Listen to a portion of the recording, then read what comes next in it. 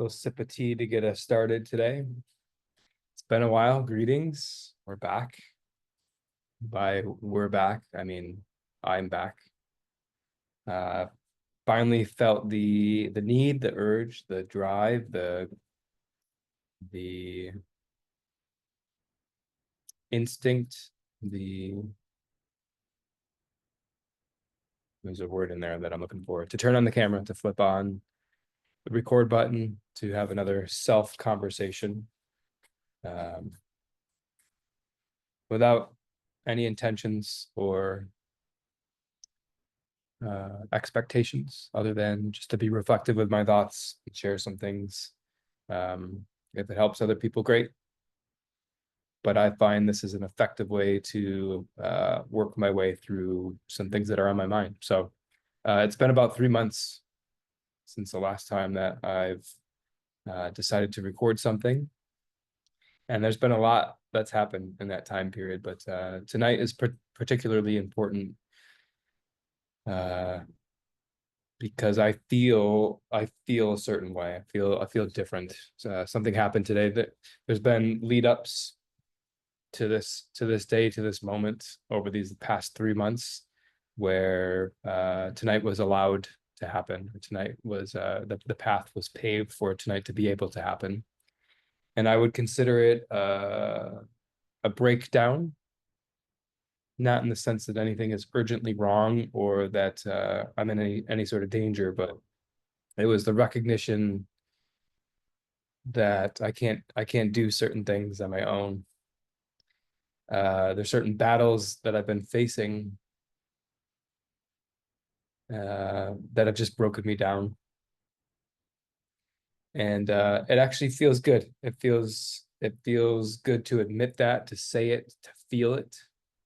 I feel it in my body, just completely broken down and exhausted.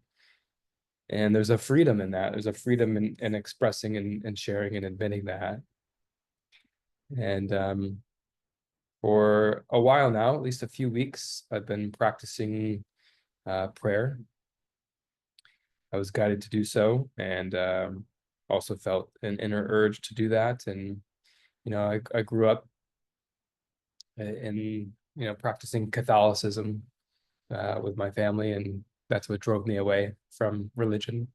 It never really resonated with me, this deeper part of ourselves, which I think is what church or religion tries to do for people. I think religion gets a lot wrong, but what they get right is the concept of a greater power. And so today I no longer practice any sort of religion, but I'm well aware that there's something greater than us that exists, that I would call just this forward motion energy that's really impersonal, but is all love, and is all love in a sense of there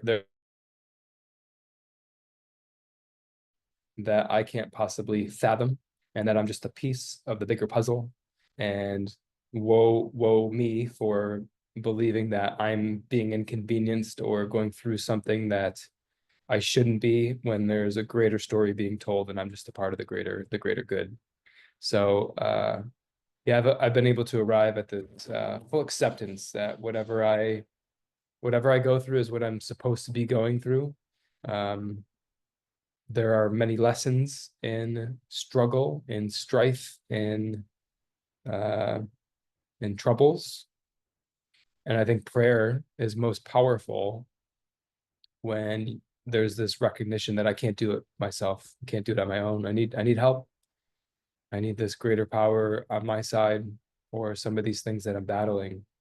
And there's great power in that. There's great it starts with surrender, but then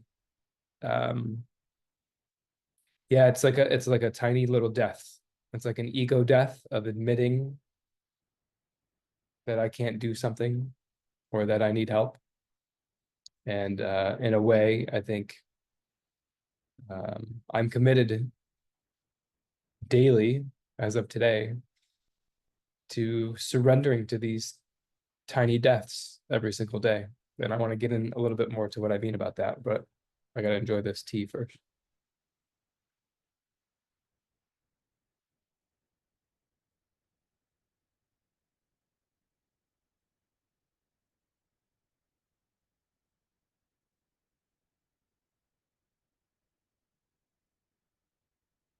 I'm reading a book. I'm rereading a book called Only Fear Dies. You can look it up. You can order it, I'm sure. And I love certain messages in that book so much. And one of the messages I want to share in this conversation is the concept of uh, life and joy. And the author talks about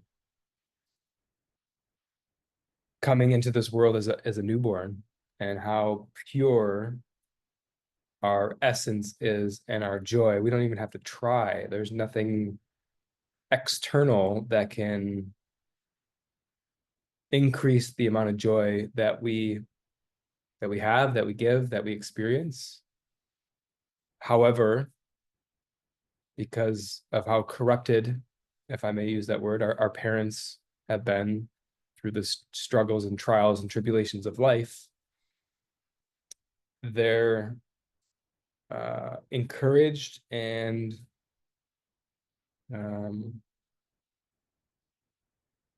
what's the word I'm looking for? Words are escaping me tonight so far. It's okay. They're inclined, that's the word I'm looking for. They're inclined to insert certain external things they think makes this baby happy. Give it a rattle, give it a book, give it characters. And all of a sudden this baby learns that I find joy in external things. I need something to make me happy. And that's where the corruption starts, at least by this author's viewpoints. And I don't know, I'm tend to buying into it, tend to buy into it more and more that I think about it. So from a young age, before we even have a choice, before we're even conscious in our bodies, before we are aware, we're being programmed, if I may use that word, to learn what I like and what I dislike. And the author has some really interesting takes on likes and dislikes, this polarity, this choice of this or that, good or bad, this labeling of life. We're never meant to label life, but we've become expert labelers. There's not many people, unless you read this book or parent in a certain way, who know to stay away from that. And the more I read it and the more I think about it, the more I journal about it, the more I subscribe to this way of thinking, where I want to remove all the labels and I just want to be and I just want to exist. And maybe that's a far reach for someone to grasp who might be watching this, but maybe not. The more I study and lean into this stuff, the more I understand that it's possible. However, we have to unwind. I'll speak for myself. I have to unwind a lot of programming that is so deeply embedded into my being, my body, my essence, that I believe part of those things are who I am. It's how I identify myself, my likes, my preferences. And to start to play this game of untangling that, of unprogramming, is very courageous, if I may use that word, because not many people, A, are even aware that it's an option, and B, would even make the choice if they knew it was an option. Because everybody else is playing a different game of likes and dislikes. And I'm done with that game. I'm done playing that game. And here's why, and this is also articulated in the book, because it's this roller coaster.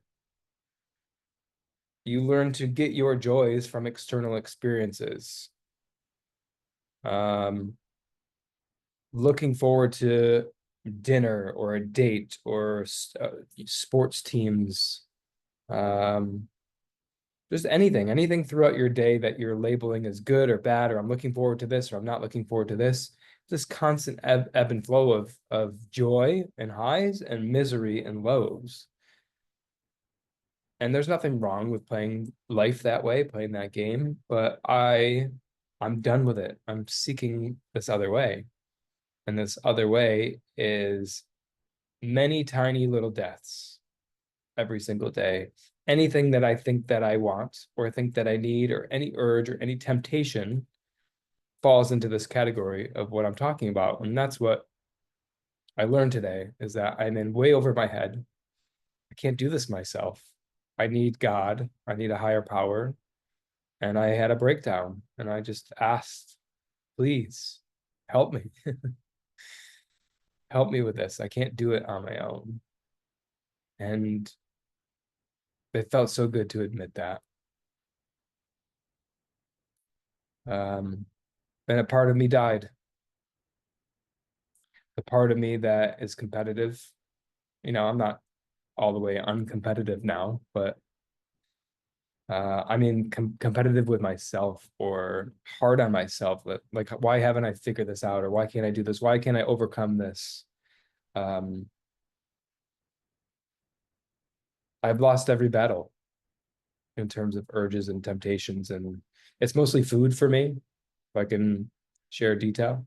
Um, it's gotten to the point though, my body just completely rejects almost anything that I eat. I'm forced to change my diet. And it's not pretty. Some of these foods that I eat.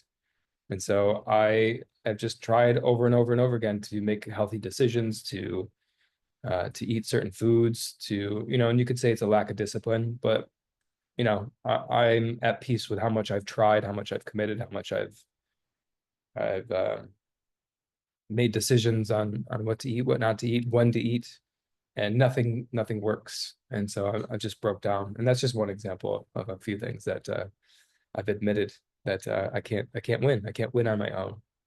So uh, it's a different place to get to. It feels like a more peaceful place, to be honest with you. It feels less heavy. It feels light. It feels like I don't have to do it on my own. Um, it feels like just because I've asked that I now have a higher intelligence, a higher power on my team. And that power was just waiting for me to ask, was just waiting for me to admit that. And now it has arrived and I feel it. It's not to say that everything's perfect or that I won't. It's the continual practice of admitting it. So just because I've admitted it today doesn't mean tomorrow's going to be smooth. I have to continually admit that I need this higher presence on my team, and that I can't do it on my own. So it's tiny deaths every day. And I want to go into the tiny deaths a little bit. Tiny deaths are hell. If you've ever come across an urge and tried to withstand it or overcome it, and maybe you do for a couple minutes, couple hours, a day or two, then you succumb. I've earned it. I deserve it, right? That's the ego that pops up and creates a story in your mind for why it's okay to have it. And then you go back to hating yourself or resenting or regretting that you made that decision. And it's this constant loop, this constant cycle. So the only way to overcome that is to face the hell of not giving into that urge. And it is a bear, it's a beast to want something, to crave something. And I'm not even talking about just food right now, but food is still a good example. And to overcome it. And not even to overcome it. It's more than just willpower. It's not just the ability to say, I have the discipline, I'm not going to eat this thing today. It's the feeling that I don't even want that thing. I know it's not good for me. My body rejects it. It's not for my highest good. And it takes a special level of surrender to get to that level where I don't even have the urge anymore. Or the urge, this is a better way to put it, the urge loses its electricity in me.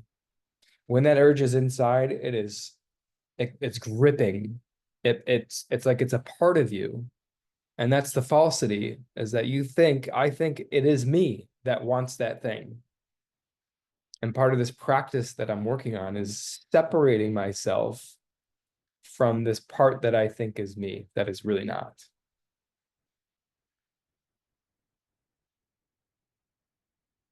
The book talks about this too. The book references this as the emotional body.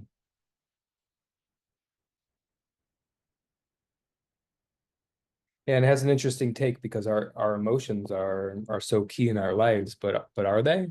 We want to arrive at a space of emptiness, and I mean emptiness in a way of uh like full presence, no matter what comes up.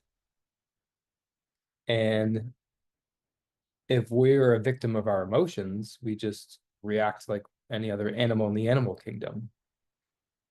So there's been many books written about human beings being the only species to be able to pause between a stimulus, a way I feel about something, and a reaction or a decision that I make.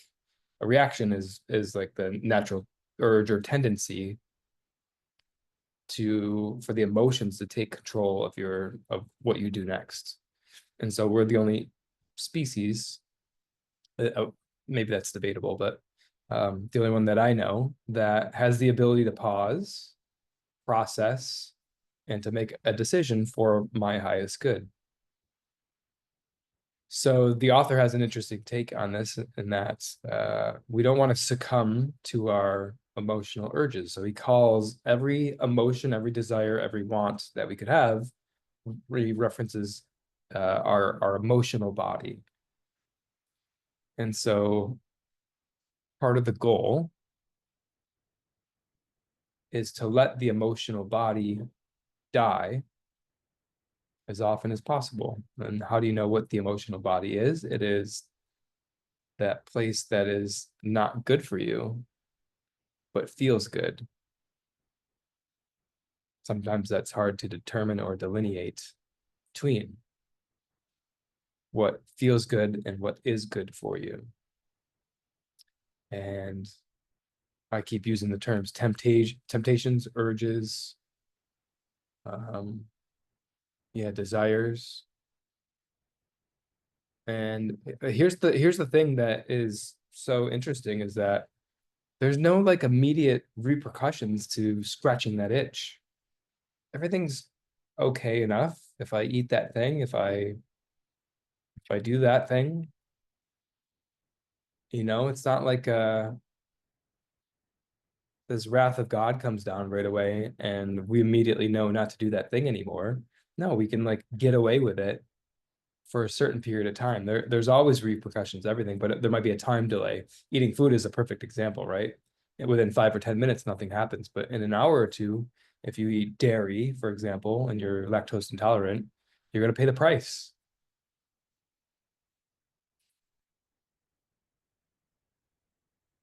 So the emotional body, these tiny little deaths of going through the hell.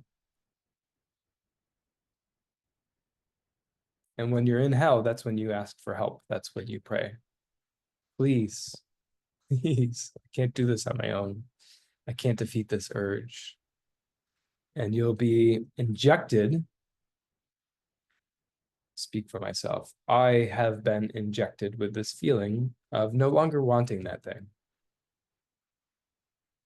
And as I mentioned, it's perpetual. It's not something that I am cured by doing it one time.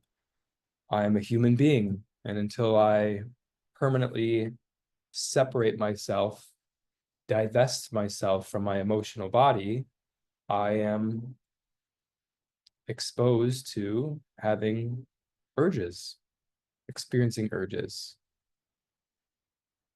So, sip of tea.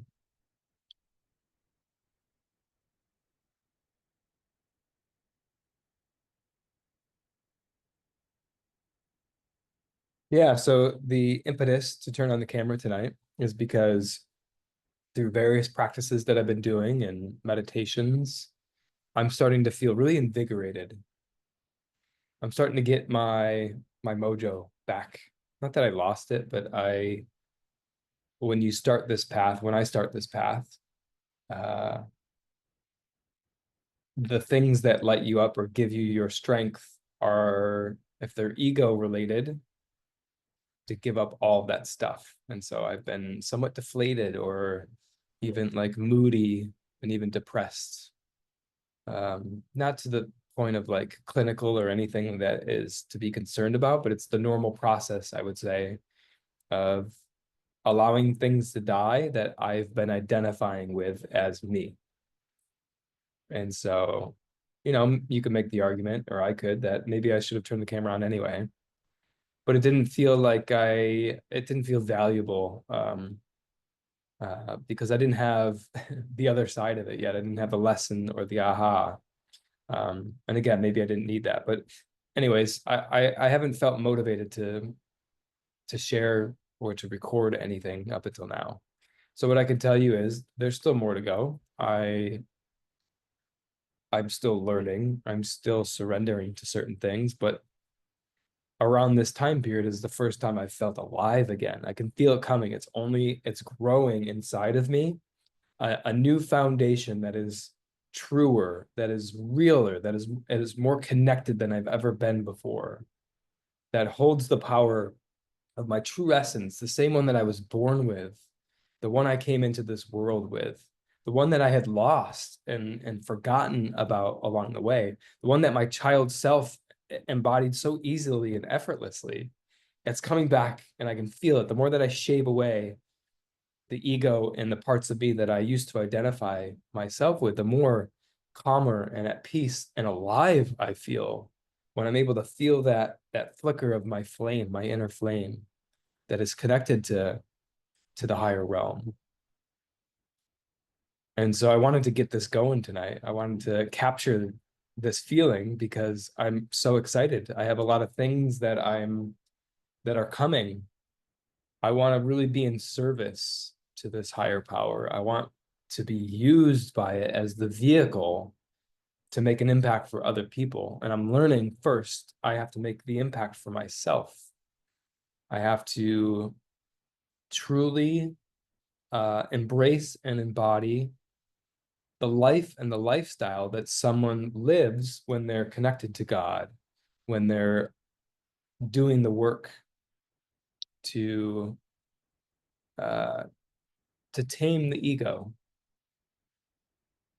And that's heavy stuff right there. It is the hardest thing I've ever done. And I've done some hard stuff. So anyways, I'm excited. That's one of the words I would use to describe him. I'm genuinely excited about what's coming. I can feel it building. My creativity is coming online. What people refer to as downloads or transmissions are coming to me, to where I'm channeling a higher wisdom. I might even reference that in this video I've recorded so far. I'm just riffing and freestyling, but you can tell when I'm in a state of flow. I'm not thinking, I'm feeling, it's coming through me. And that's half the reason for the purpose of these conversations, these recordings, are to allow that transmission to come through. Yeah. And so I want to be used as the vehicle. I want God. I want the higher power. I want to be used as the deliverer of the message. And I'm going to be creating containers to capture ways in which other people can do the work too. I've had so much guidance on my path from other people who are maybe, I don't know, right? We think linearly. I have a lot of resistance to thinking like that, but sometimes in our experience, that is how it goes, right? We take steps, it's gradual. But there's people who have been, quote unquote, ahead of me, or have experienced things that I'm going through that have helped me so much. You're exactly where you need to be. Oh, this is what you're experiencing. This is what you do, right? And it's not just so easy to apply and say, oh, you're fixed, or this is, what makes you feel better. But it's just the guidance. It's the access to the higher wisdom from these other people. So I want to do that for others. I think more and more, this consciousness is going to become not only something that people seek out and desire, but I think we're heading to a place to where you're not going to have a choice. Well, the choice is misery, to keep choosing this path of preference and judgment and like and dislike and good and bad, polarity, or the transcendent of that, the rising above, the learning that there's another way, a higher way to live your life, to experience your energy, the energy of the world, the essence of the divine creator, the thing that makes all this go. One day we're gonna die. But what dies? It's our physical skin, our vehicle that walks our soul through life for a couple decades. I happen to believe the soul lives on beyond that. It lived before it entered my body. And so I want to die, this part of me here, while I'm living, so that I can live, so that my soul can live here through my body.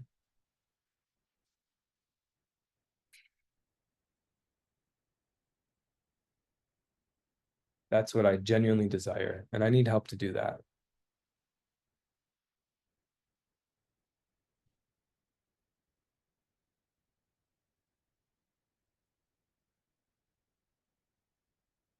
So I'm excited.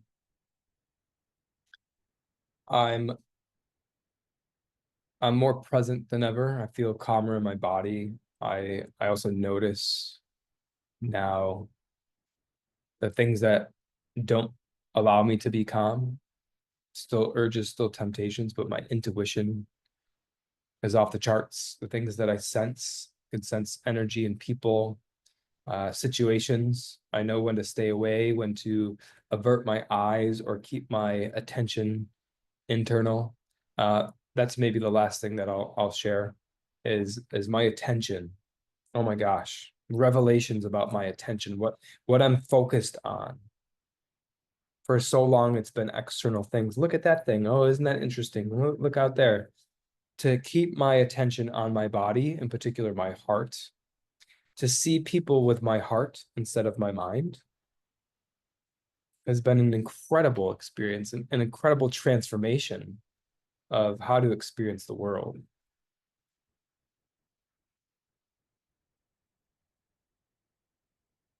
The moment you project your energy outwards, you lose the sense of feeling in your body, what your body needs, what your body tells you. Your body gives you answers. That's what intuition is. If you're wondering how to increase your intuition, or maybe why you don't have intuition, you don't have access to your intuition, is because your energy is projected to external things. All you need to do is keep your focus, your inner gaze inside of yourself. Much easier said than done, but it's a practice like anything else. You can get good at it by remembering, constantly bringing it back. You know, people beat themselves up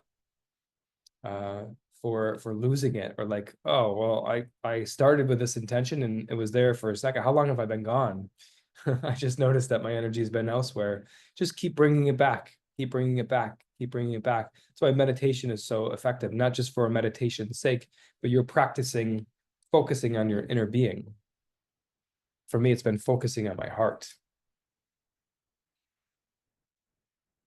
So that inner gaze, even while you're out and about experiencing the world, can seem challenging at first, but with practice, you stay within yourself, and it's so empowering. It's so beautiful. It's so powerful to stay connected to yourself all that time. I never even knew that that was a thing, that was a possibility, that I should be doing that. I will just say that it's an experience that I much prefer over the old way of being, and I'm still untangling the automatic behaviors and attention grabbers that pull my attention out of my body. But it's super cool to practice keeping it inside yourself, inside myself. So let me just pause for a second and see if that concludes our conversation today.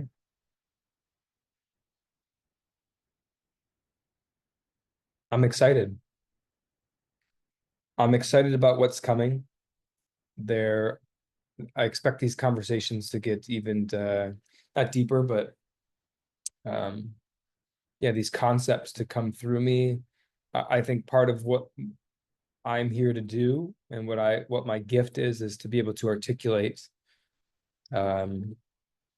these higher consciousness messages into layman's terms, or yeah, a way for people to understand that might not have had as many brushes with the divine, as I might put that.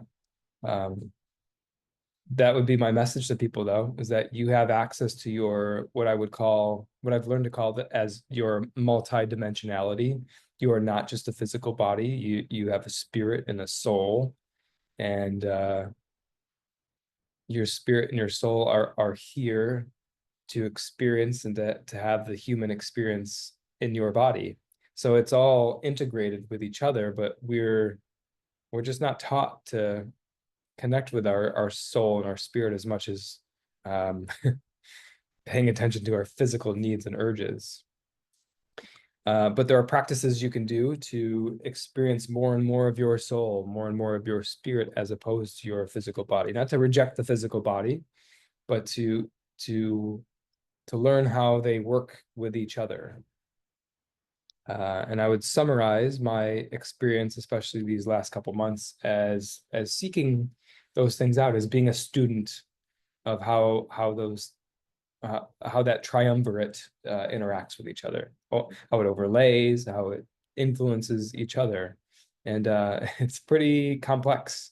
But anyways, yeah. So that's what I'm looking forward to, is articulating these transmissions, these messages, these concepts that I think more and more people will be seeking out, because it is a much richer, fuller, connected way to live, if you're ready to make that decision. Like I mentioned earlier, a lot of people, first of all, don't know that they have a choice of living this way, and second of all, when they know that they have the choice, of that, when they're aware there's another way of living, still will not make the choice.